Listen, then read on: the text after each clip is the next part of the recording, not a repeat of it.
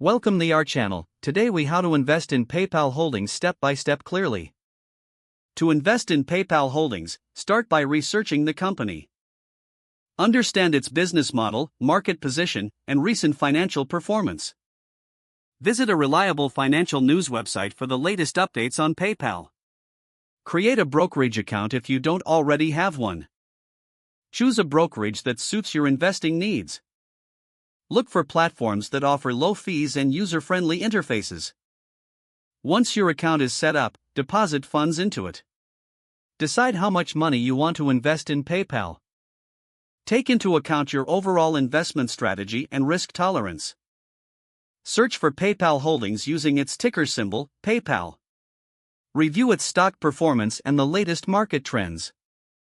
Analyze the stock charts for insights into price movements. Consider setting alerts for significant price changes.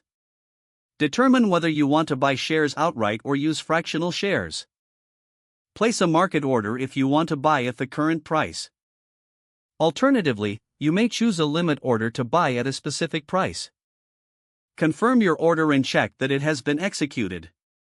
Monitor your investment periodically. Stay informed about PayPal's business developments and market changes. Evaluate your investment strategy regularly and adjust as necessary.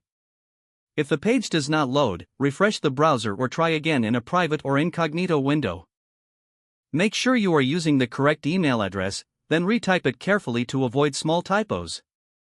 If your password is not accepted, use the reset option and create a new strong password you can remember.